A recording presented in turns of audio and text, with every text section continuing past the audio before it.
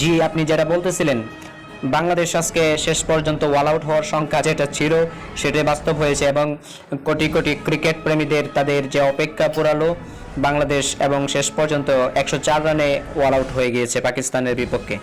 শেষ টি-20তে বাংলাদেশ 77 রানের একটা বিশাল ব্যবধানে হেরেছে। পাকিস্তান 77 রানের একটা বিশাল ব্যবধানে তারা জয়লাভ করেছে এবং বাংলাদেশ যেরকম পুরপুরে মেজাজে ছিল সেই পুরপুরে অবস্থাটা তারা কাজে লাগাতে পারে নাই। বাংলাদেশ ব্যাটিং এবং বোলিং দুটো ডিপার্টমেন্টে যেভাবে নিজেদেরকে নাস্তানাবুদ হিসাবে আজকে প্রকাশ করেছে ক্রিকেট প্রেমীদের সামনে, এভাবে বাংলাদেশকে কেউ দেখতে চায়নি কখনো। বাংলাদেশ শেষ পর্যন্ত যে ইতিহাসের হাতছানি সামনে ছিল সেটা কাজে লাগাতে পারেনি, বরঞ্চ পাকিস্তান বাংলাদেশের কাছে শেষ ম্যাচে জয়লাভ করেছে। অথচ আজকে যদি বাংলাদেশ জয়লাভ করত, ইতিহাসের প্রথমবার পাকিস্তানকে শুধু সিরিজ জয় নয়, হোয়াইট ওয়াশ করার একটা বিশাল ইতিহাস করার কীর্তি বাংলাদেশ আজকে গড়ে ফেলতো। কিন্তু সেই সুযোগটি কাজে লাগাতে পারেনি।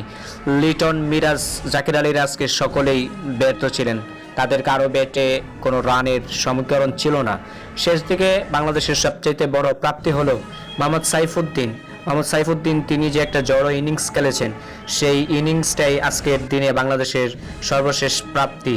এই ইনিংসের মাধ্যমে বর করে শেষ পর্যন্ত বাংলাদেশ পাকিস্তানের বিপক্ষে শুধু হারের ব্যবধানটাই কমাতে পেরেছে, কিন্তু জয়ের কোনো সংখ্যা আর তৈরি করতে পারেনি। ম্যাচে প্রথম দিক থেকে ব্যাটিংয়ে এবং বোলিংয়ে দুটো ডিপার্টমেন্টে পাকিস্তানের হাতে নিয়ন্ত্রণ ছিল, বাংলাদেশ নিজেদেরকে ঘুরে দাঁড় করাতে পারে নাই।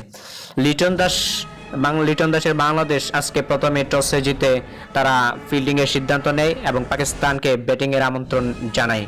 অবশেষে পাকিস্তান ব্যাটিংয়ে গিয়ে তারা জড়ো ইনিংস খেলে শেষ পর্যন্ত বাংলাদেশের সামনে তারা লক্ষ্য দাঁড় করায় 178 রান, 179 রানের বিশাল লক্ষ্য মিরপুরের এই ক্রিজে, এই মাঠে তারা দাঁড় করিয়েছে বাংলাদেশের সামনে।